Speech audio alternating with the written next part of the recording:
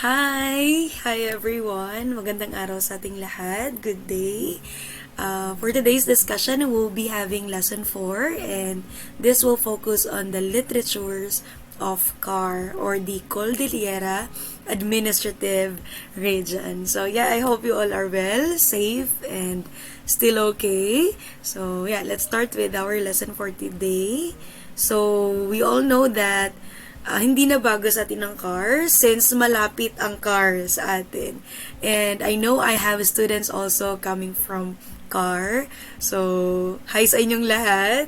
I hope that this lesson will, give us an outlet din to appreciate the beauty of the car region or the Cordillera Administrative Region. So, we all know that car is a landlocked region, meaning it is a mountainous place. So wala siyang coastline or wala siyang seaport. Ibig sabihin, highland talaga siya.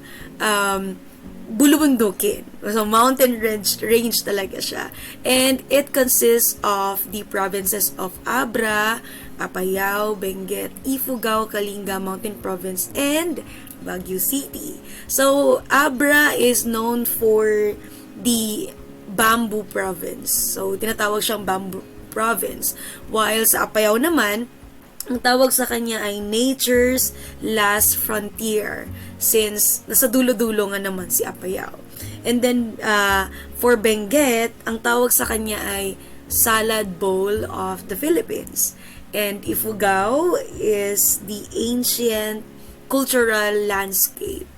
Kalinga is home of the ancient traditions.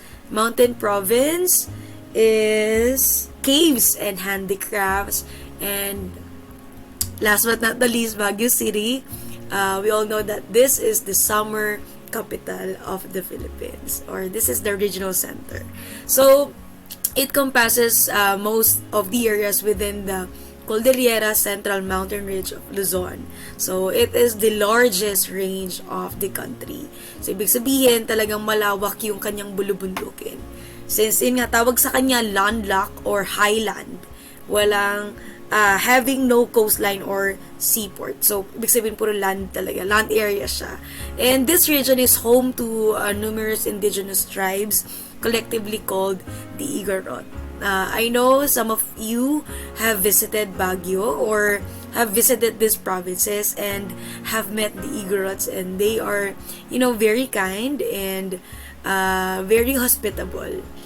Yes. And let's move on to the Banawi rice terraces. We all know that this is the world famous Banawi rice terraces. So this can also be found in the province of Ifugao. Now we have the Samaging Cave in Sagada, the Mountain Cave of Benguet, and Mountain Province. So naririnig ko lang to and napapanood sa yung mga travel vlogs, but I haven't hindi ko pa talaga napuntahan ng Sagada, only Baguio talaga.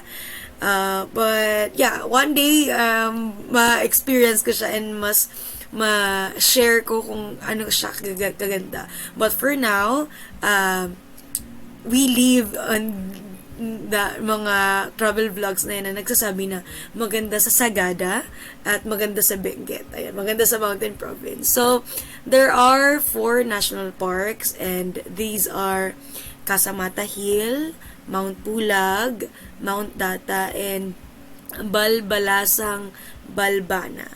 So, ito yung mga mountain na talagang pinagmamalaki din nila since Mount Pulag is the highest mountain in Luzon and second highest in the Philippines following the Mount Apo of Davao. So, yeah, itong mga national parks na to ay natagpuan sa province of Kalinga and sa, I think, Mount Pulag, I think sa Benguet ata to, if I'm not mistaken. And yeah, this is located in the province of Kalinga, also offers world-class white water rafting.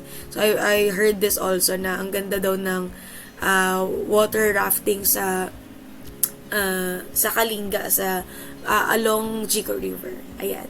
So, yun nga, summer capital din ang Baguio within the Cordillera Administrative Region.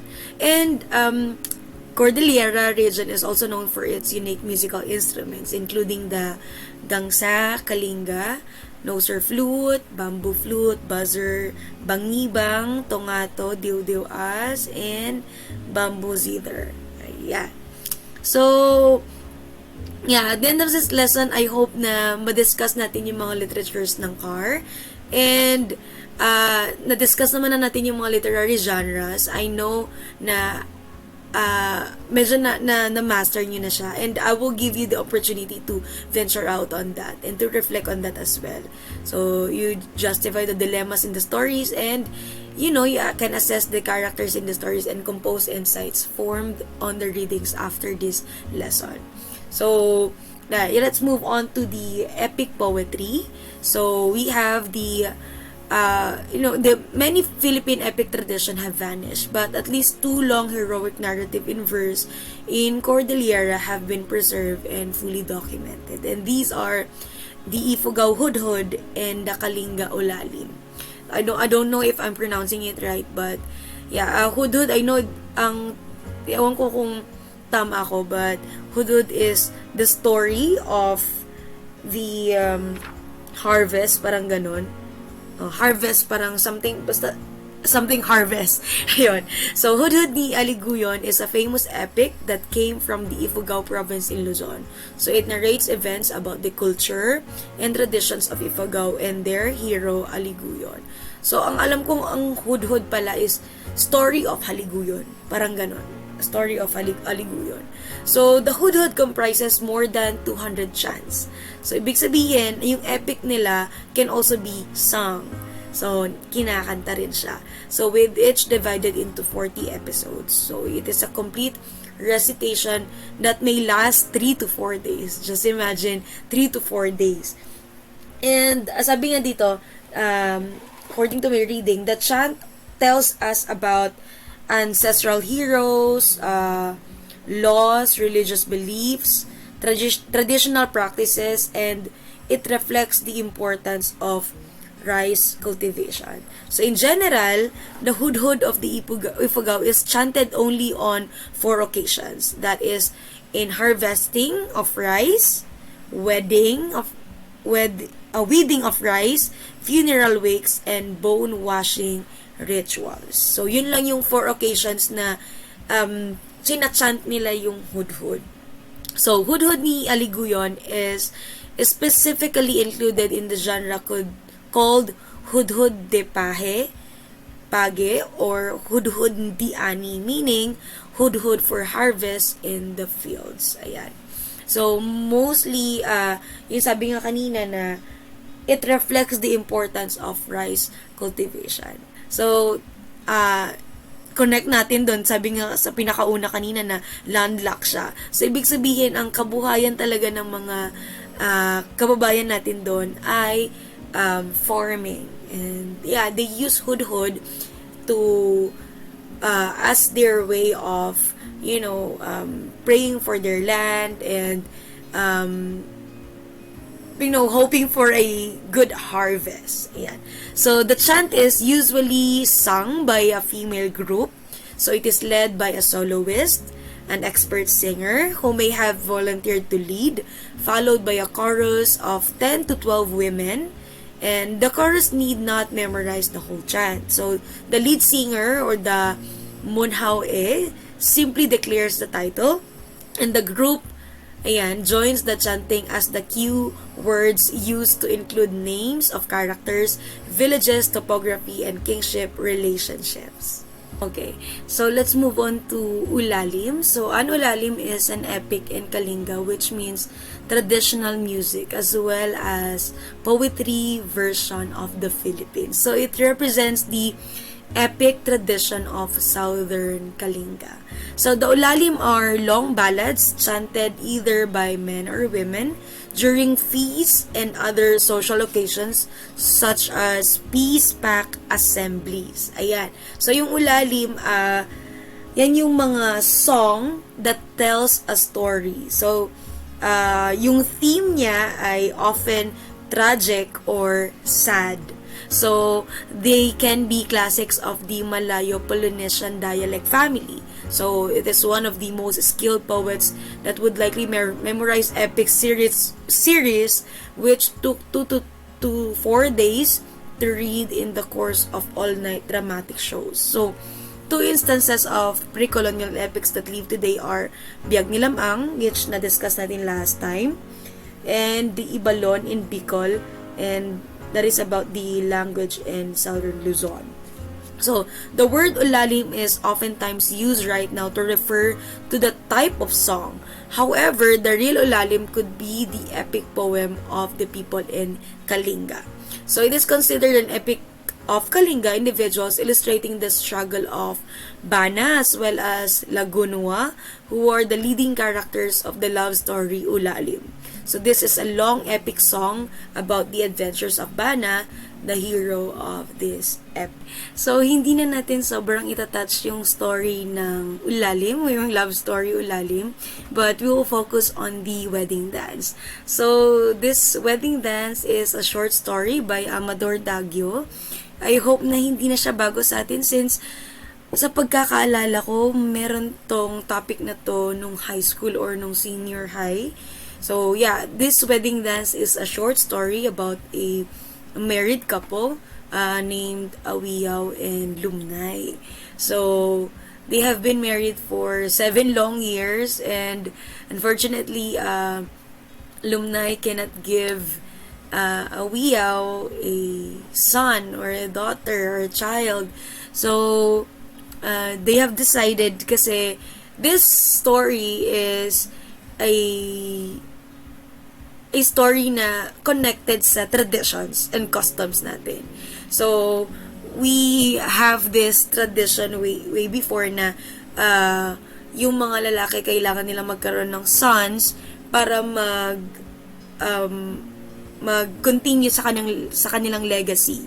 So, that is the reason why Awiyaw have decided to marry again, and yung kanyang bagong papakasalan ay ang pangalan niya ay Madulimay. So wedding dance siya dahil yung setting ng story na to, this happened during the wedding mismo ni Awiyaw with his new partner Madulimay. So makikita niyo dyan, this is a 5-page short story. So, kayo na ang magbabasa niyan dahil gusto kong maramdaman nyo yung iba kasi kung kayo din mismo magbabasa, mai-imagine nyo kung ano yung mga nangyayari, yung mga series of events na nangyari, and yung mga batuhan nila ng mga linya. But, sa madaling pagkasabi, si Awiyaw bumisita kay Lumnay, and niyaya si Lumnay na to get out of the house and to join the wedding dance or yung dance ng during the wedding. Kasi pag nagsumasayaw sila, syempre may mga lalaki doon, and Awiya was hoping na Lumnay would be seen by new gentlemen and magkagusto sa kanya, and yun sabi niya na you need to join the celebration. And syempre, ayan, ay mga batuhan na I don't want any man, I don't want any other man. Ayan, so, ayan, you know very well that I don't want any other woman either. You know that, don't you? You know it, don't you? Sabi niya. And then, yes, I know. Sabi niya, you cannot blame me, I have been a good husband to you. Sabi naman ni Lumna, neither can you blame me. Sabi niya. And, yeah, Lumnay has been a good wife, and wala daw siyang masabi against Lumnay. But ayan, yung line na yan, kung i-relate natin ngayon, parang 'di ba sa couples we need that reassurance. Parang itong line na to yung reassurance nila with each other na nothing's wrong with them, but due to the traditions and customs, they need to separate. And Medyo sad tong yung story na to.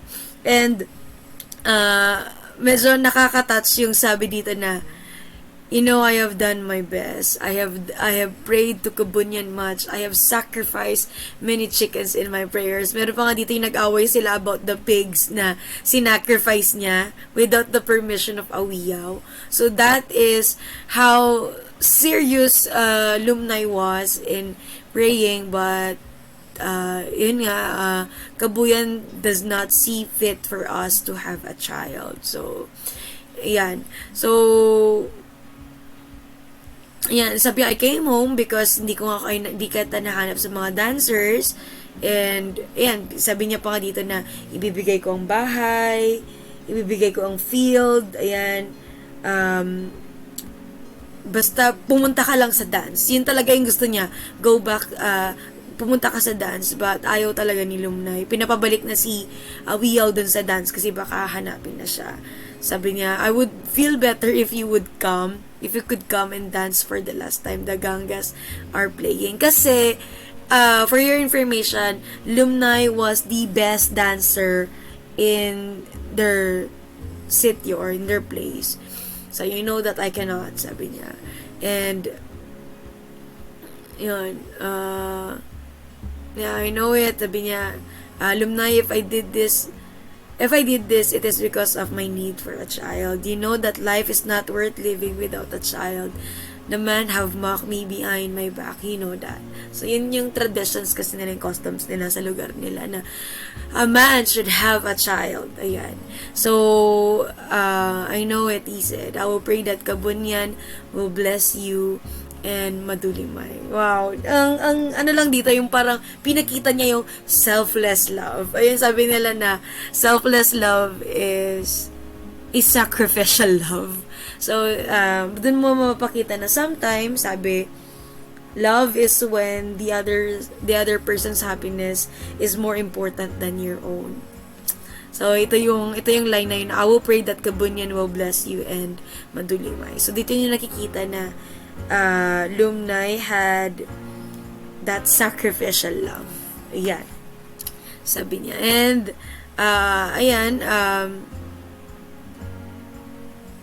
and I did everything to have a child. Look at my body. But, ayun nga, nagkaroon na ng, batuhan din dito ng mga linya na, it will not be right to die, he said, sabi niya. Kasi sinasabi ni Lumnay din na, Awiyaw, I am useless, I must die. Ayan. So, medyo malalalim tong mga sinasabi niya. And, I don't care about the fields, I don't care about the house, I don't care anything but you. I'll have no other man. So, grabe talaga yung mga linyahan na yan. Sabi niya, and then you'll always be fruitless. So, I'll go back to my father, I'll die. Then you hate me. If you die, it means you hate me. You do not want me to have a child, do not want my name to live on our tribe. Kasi yun yung sabi ko kanina na a man should have a child to have that legacy, para mag-retain yung name. So, she was silent, sabi niya. And, meron din dito na, if you fail this second time, tas kinat niya. And then, sabi niya, no, I don't want you to fail. Sabi niya. And then, sabi ni Awiyaw, if I fail, then I will come back to you. Then both of us will die together. Both of us will vanish from the life of our tribe. So, nandun pa rin yung, nandun pa rin pagmamahalan talaga. It's just that the tradition is hindering the relationship, or it's hindering the love they have for each other. And sabi nga rin dito, yung patuhan nila dito ng linya, may nabasa ko na sometimes the person you fall for is not ready to catch you. So, yeah, that's life. So, ayan. Yan yung ating mako-connect dyan. And, ayan, I'll keep the beads. So, may kinuha siyang beads. So, Awiyaw, let me keep the beads, my beads. Sabi ni, you will keep the beads. They come from far off times. My grandmother said they come from up north, from the slant-eyed people across the sea. You keep them, Lumnay, they are worth 20 fields. So, I'll keep them because they stand for the love you have for me. I love you, and have nothing to give. So, she took herself away from him, for a voice was calling from outside, Awiyaw, Awiyaw. So, tinatawag na, hinahanap niya si Awiyaw dyan. And, yeah, may part din dito na pumunta siya dun sa wedding mismo to stop the wedding sana. To change the decision of their leaders, but you know, being the kind-hearted and sacrificial na she had that trait na very sacrificial, she decided to leave. So nandun na siya, but she left. And yeah, at ito na yung yan yung story ng paano siya umalis doon. And yung pinaka last part is habang naglalakad siya, you know, she remembered. And sabi niya, when Lumnay reached the clearing, kasi umalis siya dun sa wedding, so napunta na siya sa liblib, mga katalayuban, kung may imagine nyo. And yan, nakita niya yung edge of the village where the wedding was, and she could hear the far-off clamor of the gongs, still rich in sonorousness, echoing from mountain to mountain. So the sound did not mock her. They seemed to call far to her, to speak to her in the language of unspeaking love. So she felt the pull of their gratitude for her sacrifice. So her heartbeat began to sound to her like many gangsas. So nakita nyo, while she was walking away from that wedding, she felt the gratitude of their gratitude to her for her sacrifice. So, ayan, naglalakad-lakad siya, and naalala niya na long ago, na-reminisce niya kung paano niya na-meet si Awiyaw. So, Awiyaw is a strong, muscular boy carrying his heavy loads of fuel logs, and nag-meet sila nung on the way siya para kumuha ng tubig, and he'll stop, and so, naalala niya lahat yon. And, yeah, sometimes, dito sa part na to na when she felt that gratitude, and, you know, instead of clinging to bitterness, she still managed to see the positive side, the positive perspective na, yeah, na-feel niya na, oh, they're grateful for my sacrifice. And that is self-love, you know, and self-love also is a release. So, yan na yung natututunan niya na hindi naman siya sobrang nakapag-move on agad. Kasi, on this part, nag-aantay pa rin talaga siya. Habang hinahawakan niya yung beads, nag-aantay pa rin siya for Awiyaw to come back. But, you know, hindi siya sobrang nakain ng bitterness. Although, there's still that hint of bitterness. But, you can see na there's that spark of gratitude in her. She felt that gratitude. So, sometimes, yun lang yung kailangan natin na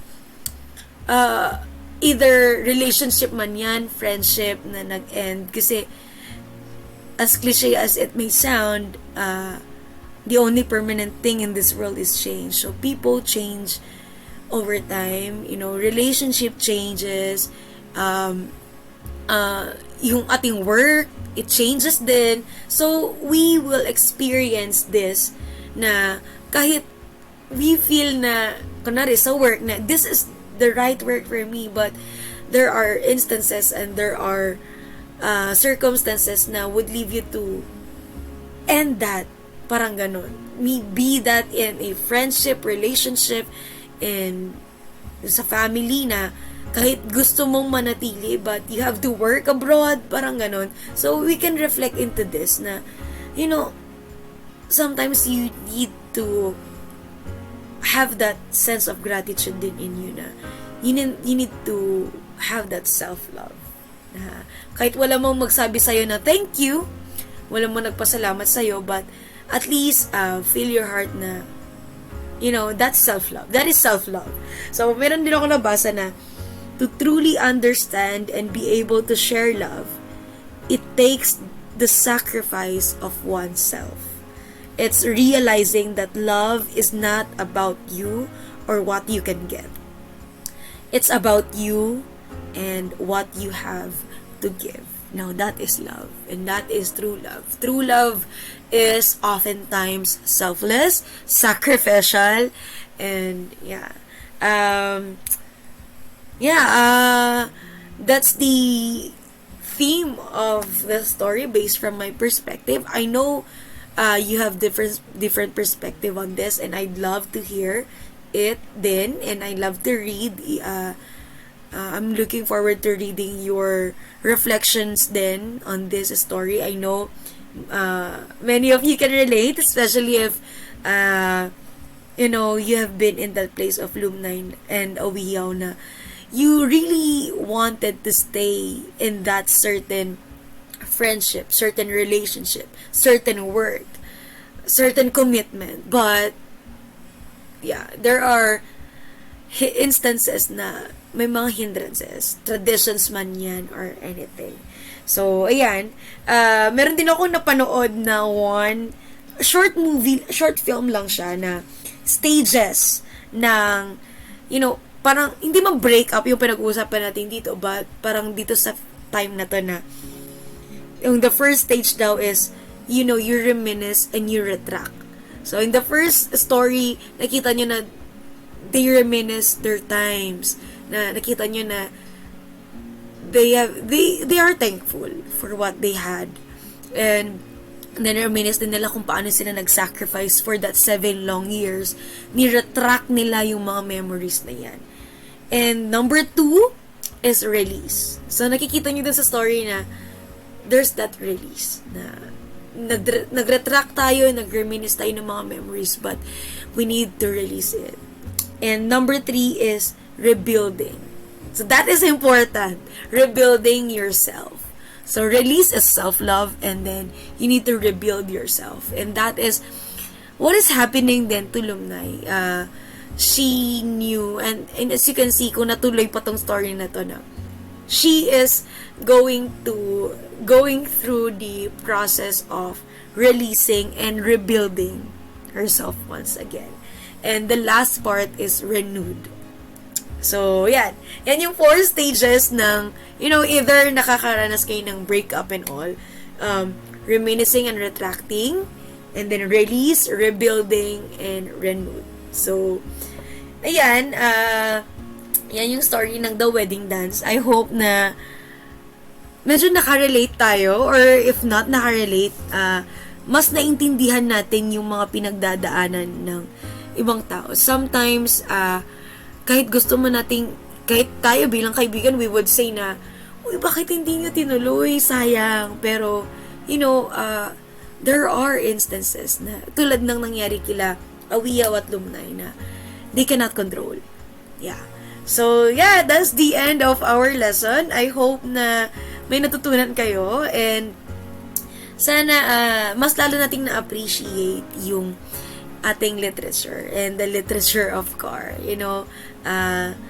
It's not always na makapag-share tayo ng mga stories na ganito. And please also share this to your friends din as well. Imbes na chika-chika, ng mga chismis-chismis ang pag-uusapan natin. Okay na, di ba, magkwentuhan tayo about short stories, na nandyan yung mga theme of the stories na makaka-relate tayo, di ba? So, this is the time na i-change natin yung ating mga pinagkwentuhan. We can also incorporate this story to our day-to-day conversations with our parents, with our family. Ayan, I hope may natutunan kayo for today's lesson, and looking forward to your activities soon, or your outputs soon. Ayun, have a great day ahead, everyone. Please keep safe, and I know pasulong na ang ating exams, but I know na kaya niyo yan, and rest lang. If you have time, you rest. Okay? Have a great day ahead, and always pray, and yeah, we will survive this school year. Ayun, God bless everyone. Bye. Bye.